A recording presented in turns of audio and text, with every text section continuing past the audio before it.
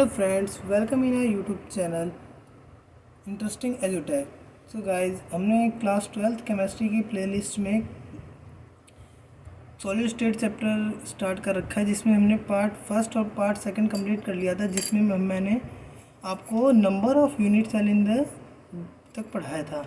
तो गाइस, हम इस प्लेलिस्ट में एनसीईआरटी के सभी क्वेश्चन को, इंटेक्स्ट क्वेश्चन एवं एक्सरसाइज क्वेश्चन को कंप्लीट करेंगे और हमने वहाँ तक कंप्लीट कर लिया था।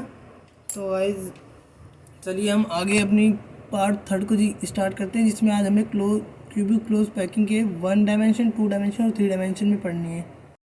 तो गाइस, चलिए स्टार्ट करते हैं। तो आज हमें पढ़ना है क्यूबिक क्लोज पैक स्ट्रक्चर, जिसमें in this solid the constituent particle are close pack leaving the minimum vacant space.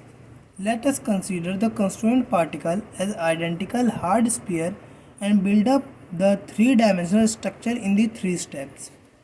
तो गाइस, इसमें ये बता रखा है कि जो एक सॉलिड पार्टिकल होता है, जिसमें जो जितने भी पार्टिकल होते हैं वो इस तरीके से अरेंज होते हैं कि वो कम से कम वैकेंट्स में खाली स्पेस छोड़ा जाए। जैसे कि आपने रूबिक्स क्यूब देखा होगा, जैसे मैं आपको दिखा भी देता हूँ।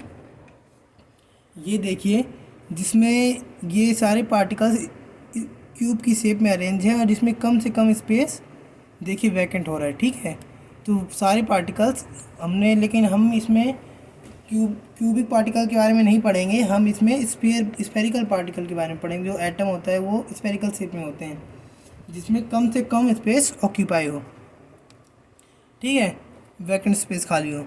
तो इसे हम 1 डायमेंशन, 2 डायमेंशन और 3 डायमेंशन में पढ़ेंगे। तो हम पहले 1 डायमेंशन में स्टार्ट करते हैं। Close packing in 1 dimension. There is only one way of arranging spheres in 1 dimensional closed pack structure, that is to arrange them in a row and touching each. तो जैसे यहाँ पे आपको दिखा रखा है 1 डायमेंशन में कि हमने हर एक स्पेयर्स को एक दूसरे से अटैच कर रखा है, जिसमें वो कम से कम वैकेंट स्पेस छोड़े। तो ये देखिए यहाँ पे, और हर एक स्पेयर, जैसे हमने इस स्पेयर को कंसीडर कर लिया, इस वन को, तो ये यहाँ पे 2 स्पेयर से, जो इसके नेबर में एटम है, कितने कितने स्पेयर हैं? 2 स्पेयर हैं। तो यहाँ पे कितने स्पेयर, जो कोऑर्डिनेशन नंबर होगा, कोऑर्डिनेशन नंबर कितना हो जाएगा यहाँ पे? कोऑर्डिनेशन नंबर यहाँ पे 2 हो जाएगा। अब आपके दिमाग में कोऑर्डिनेशन आएगा। कोऑर्डिनेशन नंबर क्या होते हैं? कोऑर्डिनेशन नंबर वो नंबर होते हैं कि जो पास वाले एटम से उसके नेबरिंग एटम कितने नेबरिंग एटम से अटैच हैं। तो सिंपली वे में हम इसको कोऑर्डिनेशन नंबर कहते हैं। तो गाइस, आपको आई होप ये क्लियर हो गया होगा, लेकिन इसे हम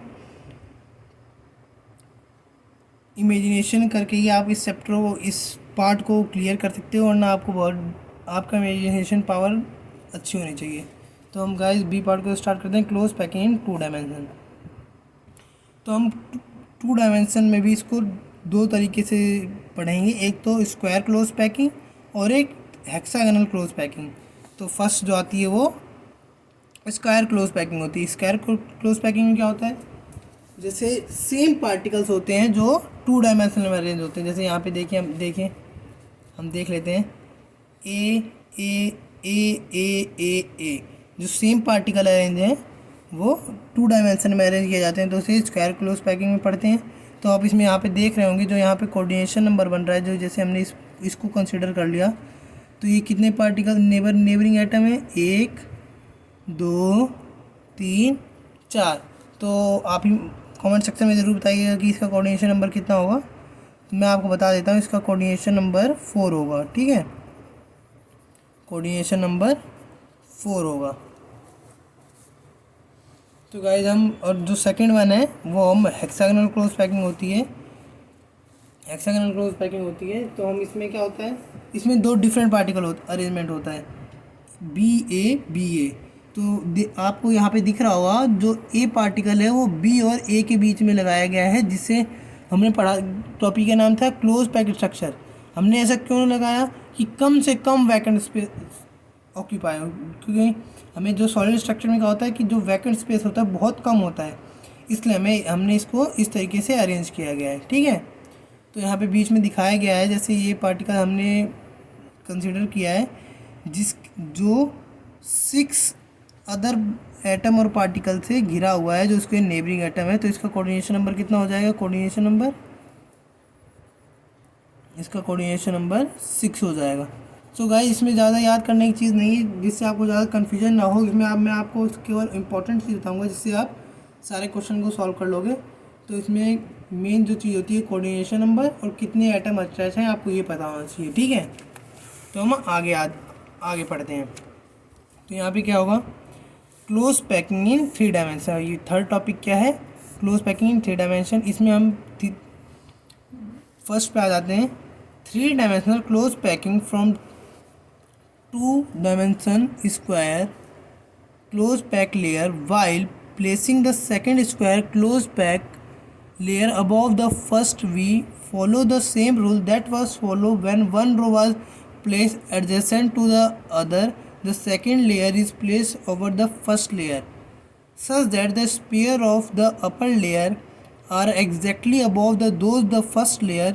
In this arrangement the sphere of both layer are perfectly aligned horizontally. जैसे आपने लड्डू का डिब्बा देखा होगा जिसमें एक के ऊपर एक लड्डू रखा होता है, तो वो 3D डायमेंशन में अगर आप उसको चारों तरफ से आप देखोगे सामने रख के, तो वो 3D डायमेंशन अरेंजमेंट होता है सॉलिड का।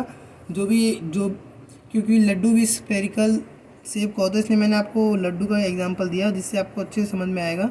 तो आपने देखा होगा लड्डू के डिब्बे में जो पार्टिकल अरेंज होते हैं वो 3D डायमेंशन में अरेंज होते हैं। तो यदि हम एक के ऊपर एक पार्टिकल रखेंगे, यदि सारे लड्डू का साइज़ सेम होगा, अगर आइडेंटिकल होंगे, तो उसमें जो होगा वो आपका कोऑर्डिनेशन नंबर आएगा वो 6 आएगा, ठीक है।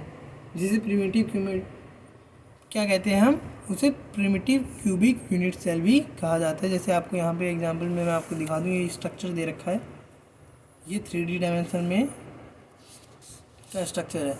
तो गाइज मैं आपको आगे पढ़ाता हूँ। तो गाइज देखिए सेकंड पार्ट में क्या दे रखा है? Placing second layer over the first layer. जो सेकंड लेयर होती है हम उसे फर्स्ट लेयर के ऊपर रखते हैं। देखिए ये फर्स्ट लेयर हो गई, फर्स्ट लेयर को अलाइन कर लिया। फिर ये है बी, ये है ए, ठीक है। अब हम बी और ए के ऊपर दोबारा से बी को रखेंगे, ये क्या हो जाएगा? बी, ठीक है। ये क्या है? बी, और यहाँ पे ये है ए और ये क्या है? बी। तो गाइस आपको यहाँ पे मैं आपको दिखा रहा हूँ। जैसे यहाँ पे पहले हमने बी को अरेंज की, ये बी बी बी, ठीक है। और यहाँ पे फिर हमने ए ए ए ए और बी के ऊपर हम दोबारा से अगर बी को लगा दें, तो यहाँ पे जो वैकेंट स्पेस होता है उसे ट्रायगोनल वॉइड कहते हैं या टेट्राहेड्रल वॉइड कहते हैं, जिसमें आपको जो वॉइड होता है वो 4 स्पेयर से नेवर 4 स्पेयर से अटैच होता है, तो उसे टेट्राहेड्रल वॉइड कहा जाता है। रियलिटी में जो होता है, हमने जो पढ़े हैं वो 3 तरीके के वॉइड पढ़े हैं। एक तो होता है ट्रायगोनल, एक होता है टेट्राहेड्रल, और थर्ड होता है ऑक्टाहेड्रल। तो ये तीनों ही आपको पढ़ने हैं। जो टेट्राहेड्रल होता है, देखिए यहाँ पे आपको दिखा रखा है, ये 3 एटम हैं। यदि इनके ऊपर जो एक एटम ये रखा गया है, जो इसकी वजह से जो वॉइड क्या होता है? वैकेंट स्पेस को ही हम वॉइड कहते हैं, तो इसे टेट्राहेड्रल होल कहा जाता है, ठीक है। और ऑक्टाहेड्रल वॉइड में क्या होता है? ये नीचे भी 3 एटम हो और उसके ऊपर भी हम अगर 3 एटम से ढक दें, तो जो वॉइड होगा, जो होल होगा, जो वैकेंट स्पेस होगा, तो हम उसको ऑक्टाहेड्रल होल या वॉइड कहते हैं, ठीक है। गाइस आपको क्लियर हो गया होगा। तो हम आगे बढ़ते हैं। तो आपको एक चीज़ ये इंपॉर्टेंट फॉर्मूला याद होना चाहिए, the number of the close pack sphere be N, then the number of octahedral जो वर्ड जनरेट होते हैं उसमें क्या होता है? ऑक्टाहेड्रल वर्ड के कितने नंबर होते हैं? एन। जितने नंबर ऑफ एन क्या है? Number of atoms. जितने नंबर ऑफ एटम होंगे उतने ही ऑक्टाहेड्रल वर्ड्स होंगे। और नंबर ऑफ टेट्राहेड्रल वर्ड क्या होंगे? 2n। जो टेट्राहेड्रल वर्ड होते हैं वो ऑक्टाहेड्रल वर्ड के डबल होते हैं। तो आई होप आपको क्लियर हो गया होगा। एंड बी पार्ट में क्या है? Placing third layer over the second layer. Second layer के ऊपर यदि हम थर्ड लेयर के ऊपर सेकंड लेयर दोबारा रख दें तो फिर क्या होगा? देखिए यहाँ पे डिफरेंट शेप दे दी गई है। ठीक है। एग्जाम्पल भी दे रखा है मैग्नीशियम और जिंक का। तो गाइस आपको ये इमेजिनेशन करना होगा, तभी आपको ये यहाँ तक चैप्टर समझ में आएगा, वरना आपको ये चैप्टर समझ में नहीं आएगा। तो गाइस मैं आपको बता दूं, तो जो 3 डायमेंशन में जो कोऑर्डिनेशन नंबर होता है स्फीयर्स का, वो होता है 12। ये आपको याद रखना होगा। और यहाँ पे मैं आपको इन टेक्स्ट क्वेश्चन करवा देता हूँ जो एग्जांपल में दे रखे हैं 1.1। ए compound is form by 2 elements x and y। Atom of element y makes CCP। CCP मतलब जो हमने 3rd डायमेंशन पर पढ़ा था उसे CCP या SCP कहा जाता है। Those of the element X occupy all the octahedral void. What is the formula of compound? देखिए इस क्वेश्चन में हमें क्या पूछ रखा है, 2 एटम दे रखे हैं X और Y एलिमेंट दे रखे हैं, तो हमें इस कंपाउंड का फॉर्मूला बताना होगा। यदि जो Y है वो CCP फॉर्म कर रहा है और जो X है वो ऑक्टाहेड्रल वॉइड पे है। तो जैसे आपको, यदि मैं आपको सिंपल ट्रिक बता रहा हूँ, यदि आपको ये नहीं याद है कि CCP में कितने एटम होते हैं, यदि याद होगा तो ईजिली क्वेश्चन हो जाएगा, ठीक है।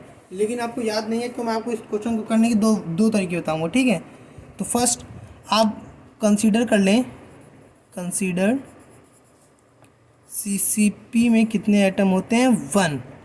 तो मैंने आपको बताया था जो ऑक्टाहेड्रल वॉइड होते हैं वो नंबर ऑफ एटम के जितने ही होते हैं, नंबर ऑफ एटम के बराबर होते हैं। तो ऑक्टाहेड्रल वॉइड कितने हो जाएंगे, 1 हो जाएगा। अब ऑक्टाहेड्रल वॉइड की प्लेस पे कौन है, X, और CCP कौन फॉर्म कर रहा है, Y। सो इसका फॉर्मूला क्या हो जाएगा, XY, ठीक है। ठीक है, आपको क्लियर हो गया होगा। यदि आपको पता है कि CC में कितने एटम होते हैं, क्योंकि मैं आपको बता देता हूँ, CCP, HCP, FCC और HCP, इन तीनों में नंबर ऑफ एटम सेम होते हैं, कितने, 4, ठीक है। तो नंबर ऑफ एटम यहाँ पे कितने हो गए, Y नंबर ऑफ एटम 4 हैं, तो ऑक्टाहेड्रल वॉइड भी 4 होंगे। तो X4 यहाँ पे क्या हो जाएगा, X4 Y4, तो Y से Y का रेशो कैंसिल हो जाएगा, तो यहाँ पे XY 1 ये फॉर्मूला बन जाएगा X और Y का, ठीक है। तो हम सेकंड क्वेश्चन पे आ जाते हैं, एग्जांपल का सेकंड क्वेश्चन करते हैं। Atom of element B form HCP lattice and those of element A occupied 2/3 of tetrahedral void. What is the formula of compound formed by the elements A and B? So guys इसमें क्या question में पूछ रखा है, एक element है B जो HCP form कर रहा है। मैंने अभी आपको बताया था HCP, FCC और CCP में नंबर ऑफ एटम कितने होते हैं, 4 होते हैं, जिसमें A ऑक्यूपाई क्या कर रहा है, 2/3 ऑफ द टेट्राहेड्रल वॉइड। मैंने आपको फॉर्मूला पीछे बताया था, टेट्राहेड्रल वॉइड होता है, टेट्राहेड्रल वॉइड किसके द्वारा होता है, 2n नंबर ऑफ एटम।